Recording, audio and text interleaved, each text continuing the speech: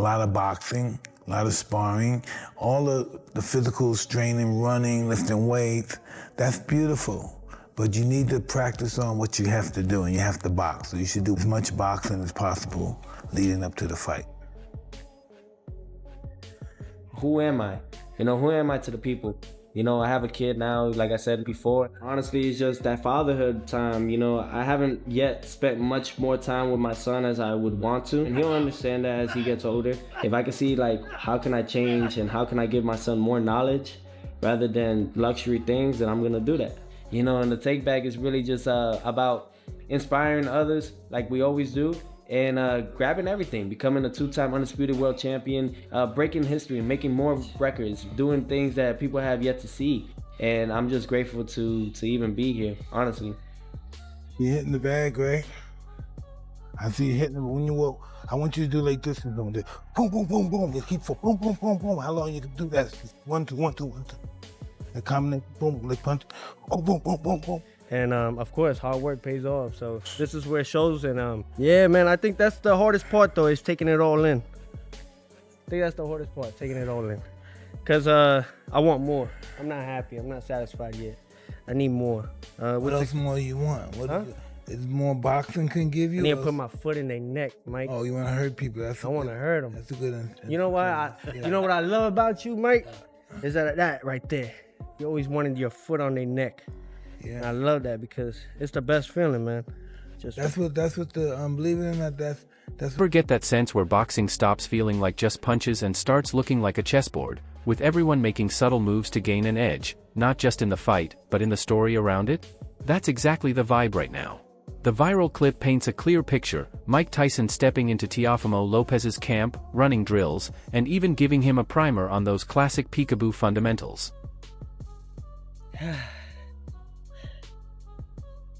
I just say to God, I need your help here. Because I'm about to do something that I'm not built to do, and that's quit.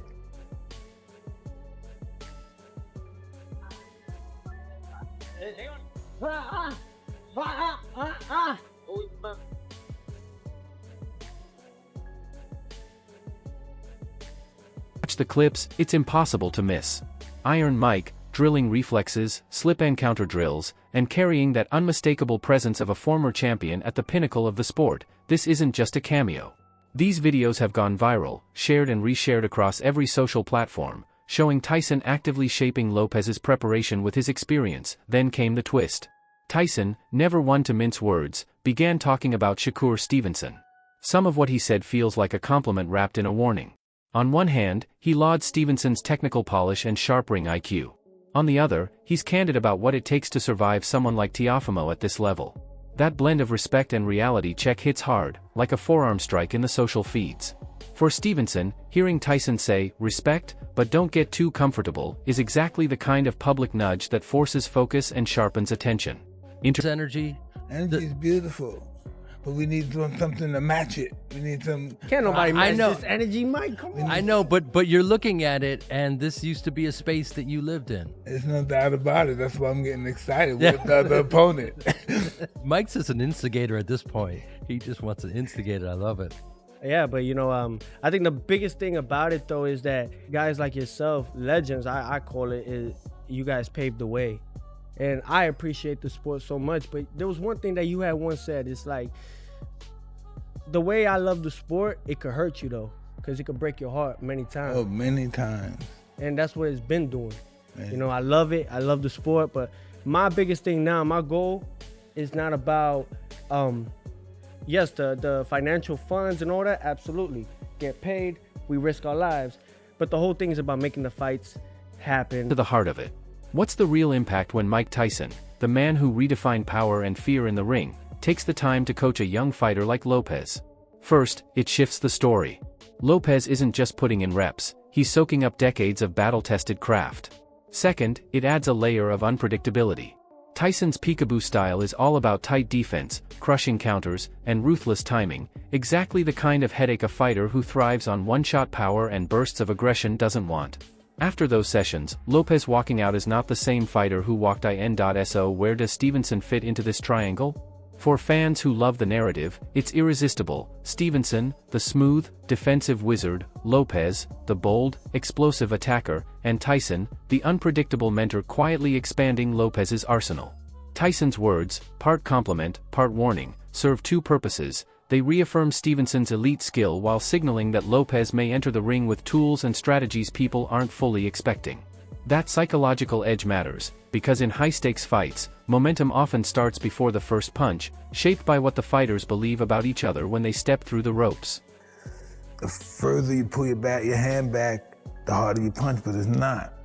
Punching comes with relaxation, real good pinpoint accuracy punching. You can hit a guy with pop and boom.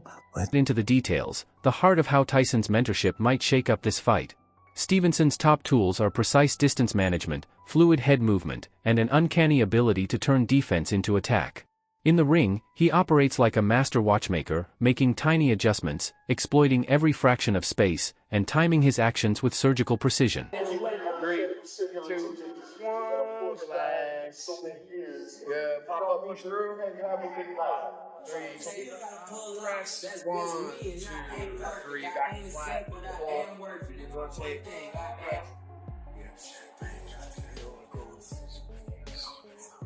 Yes, sir.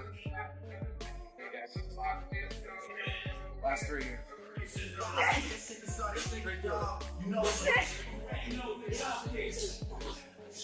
Lopez fights like controlled chaos, raw power guided by purpose. He's explosive, self-assured, and capable of flipping around with a single, well-timed combination. The peekaboo approach Tyson teaches isn't meant to make a fighter look smooth or flashy. It's about turning pressure into something brutally effective. A tight guard, smart head movement, and perfectly timed counters are designed to make discomfort work in your favor. If Lopez manages to take even pieces of that philosophy on board, he can move into range with less danger attached. And that's a serious issue for anyone whose game depends on keeping the fight clean and orderly. Before, he knows the in and out about fighting, and it's just that we have to transfer that because he's using his legs and elbows and everything, and grabbing. So we kind of, I don't know, did a new foundation and made him more elusive. You know, made him more elusive. He throws his punches with just bad intentions. And I used to believe Now shift the focus to pure tactics. Picture Stevenson's perfect blueprint: control distance, snap the jab, carve sharp angles, and slowly irritate Lopez until impatience creates openings. That strategy relies on Lopez making mistakes from overreaching or rushing in. But introduce tighter head movement and short, sudden counters into Lopez's game, and the equation changes. Stevenson may no longer have unlimited room to operate. Tyson's influence isn't some magic switch. No one is claiming Lopez suddenly transforms into an all-time great, but even a slight upgrade could take away chunks of Stevenson's comfort zone. That pressure might force Stevenson to fire earlier than planned or engage in exchanges he'd prefer to avoid. In that sense, Tyson's warning isn't empty talk. It's a signal that the tactical battle is still unfolding, and the chessboard is far from settled. It's a constant attack. You can't go out there toe-to-toe slugging. You gotta cut him off, chase him. Cut the ring off. Yeah. I think he's got good footwork. He has good speed, too. He's got great speed.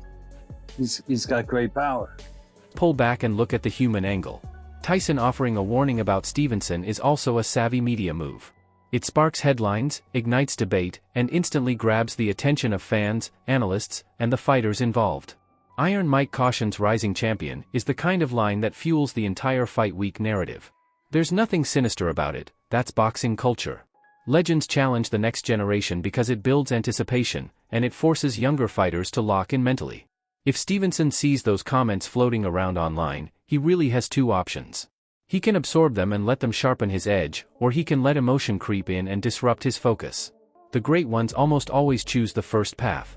They convert noise into motivation, turning it into extra work and tighter preparation. History shows us that elite fighters don't crumble under doubt, they use it to fine-tune every detail of their camp.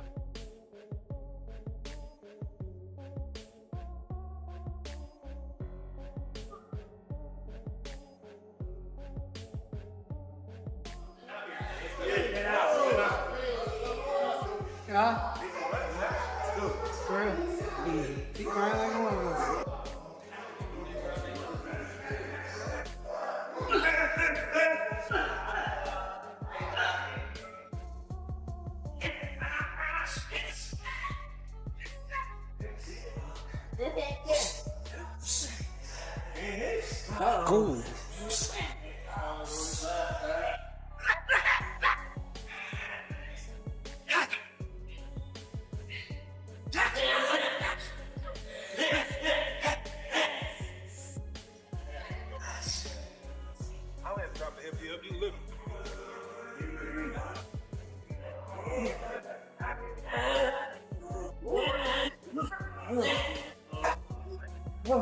Where fans and analysts start having fun with it.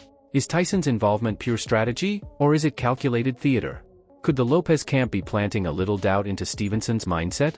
It's possible. Boxing isn't just fists and footwork, it's psychological warfare. A viral clip of Tyson leaning in, quietly passing on wisdom to Lopez, becomes a message in itself, one that Stevenson's team has to acknowledge, whether publicly or behind closed doors. And how they react says a lot. Do they answer with selective sparring footage? Do they lean harder into interviews praising Stevenson's defensive brilliance? That back and forth becomes its own round to win. Yes, there's fresh training footage coming out of Shakur's camp too. But don't get it twisted, none of this suddenly weakens Stevenson's core strengths. His tape is stacked with elite movement, flawless timing, and a calm presence under pressure. He's dismantled top-level opponents by outthinking and outboxing them, backed by a team that knows exactly how to build a game plan around his skill set. Tyson's words aren't a prophecy of downfall, they're a warning not to overlook danger. In boxing, telling someone to be careful is a sign of respect. And champions thrive on that. They turn reminders into focus, and focus into discipline. That's exactly what Shakur appears to be doing.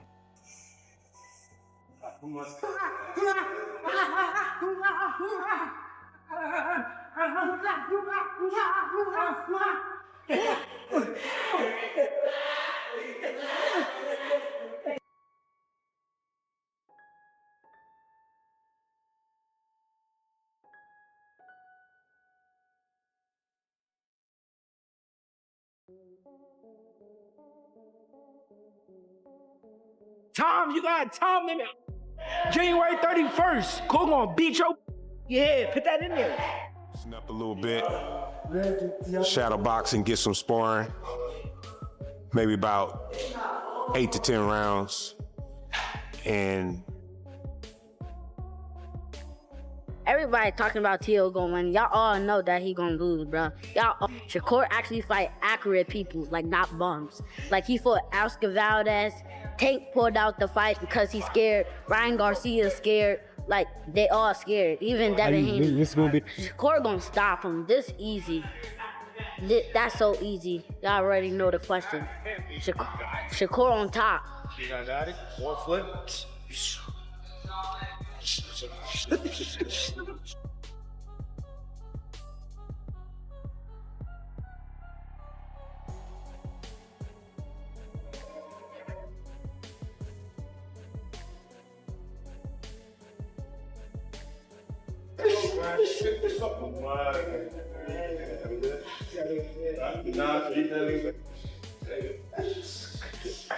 That was a good fucking job, you know what? I don't know. It ain't like I said.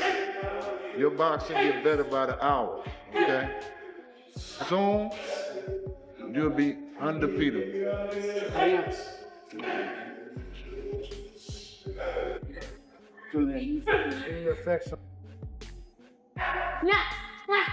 Niggas will all be just sitting back.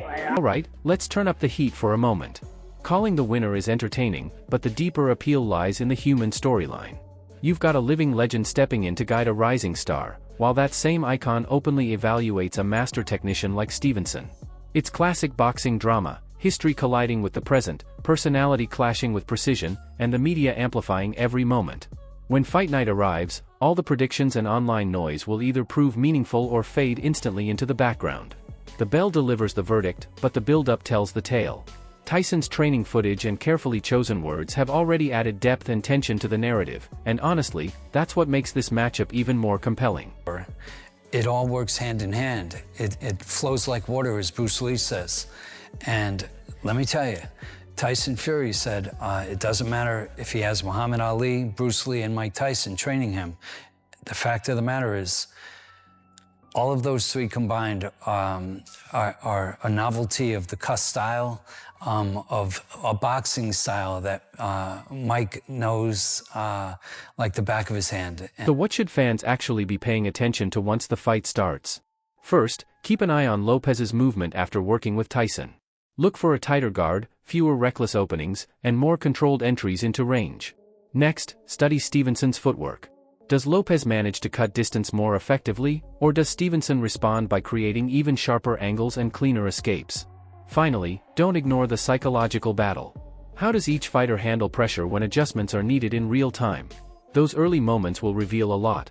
If Tyson's influence shows itself right away in Lopez's approach, that's the storyline the media will be racing to spotlight once the fight is over. The right fight for you, Teo? The best fight in the best. And I think that since, you know, after a tremendous performance by Crawford against Canelo, you see that type of fight and the magnitude it brings, you know, you want to emulate it. You could have fought anybody as well. 135, look for unification. For you, why was this the right one? If you look in and around my weight class, I can't get the other big fighters to get in the ring. So you got to go to somebody who's willing to do it, and he was willing to do it, so now we're here. What do you think of Shakur, his style? Great fighter. Good fighter. He knows how to fight. He knows how to box inside, outside. He knows how to use his lateral movement.